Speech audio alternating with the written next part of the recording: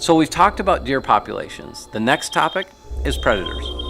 You know, predators have received a lot of scrutiny from the media over the past couple years. What I wanted to find out, was this scrutiny accurate? Do the predators actually have a big effect on deer herds, or has it been over-dramatized? You got to look at mortality of deer as a combined suite.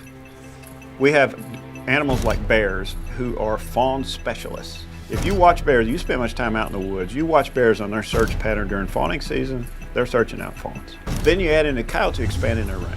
You get the coyote, they're just opportunists. They're going to feed across the board.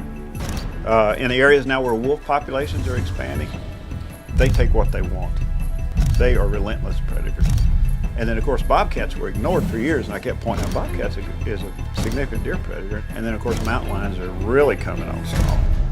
So there's lots of things out there that are eating fawns, and the fact that we have fewer deer today means we have fewer fawns in the landscape to begin with, so I think it's kind of a compounding effect from some of those predators. Now, I don't think that they're wiping deer herds out in every place by any means, but they darn sure are having an increased impact today, likely more than they've had in a long, long time. I can remember when the first coyote was documented in my lifetime in South Carolina. I mean, the first one. Now, of course, there's coyotes in every county in South Carolina, and the deer herd has actually been documented by several different universities to be decreased or be reduced due to coyote predation.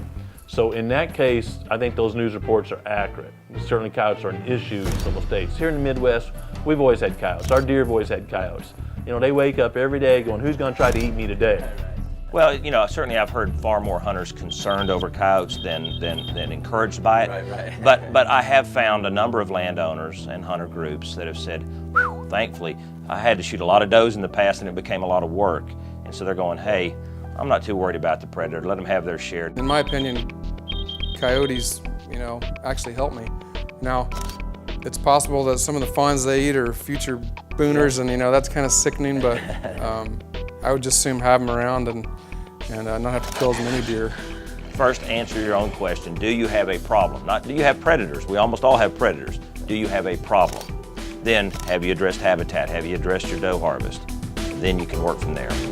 We need to start tracking recruitment rates. That might be the most important variable that we can measure as far as understanding what's going on with the deer population and when it's an appropriate time to intervene. How do we adjust our management in the face of this coyote predation?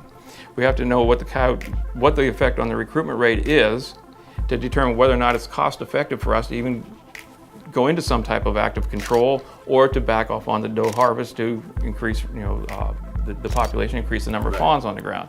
So it's becoming much more fine-scaled management, and that management is, you need to understand it both on the landscape level across the geographic areas, but also from year to year, because it can change dramatically from year to year. The reality is this, our deer herd has reached levels where nature itself is going to find ways to bring it back down to par, and predators are one means of accomplishing that goal.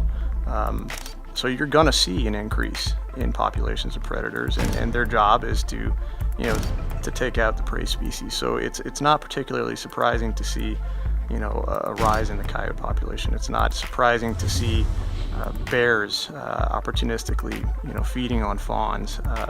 And even though it's not emphasized as much as some of the other predator species, coyotes are on the rise as well, and they have a drastic impact on our herd. So I think while there is a tendency to cover predators in greater propensity than some of the other issues we're facing with the deer herd, I do think it's a serious threat to our population of deer. Hunters en masse must come together and create a united front. Many state agencies probably haven't been approached in a significant fashion to make those changes, and some of them require changes of law, some of regulation.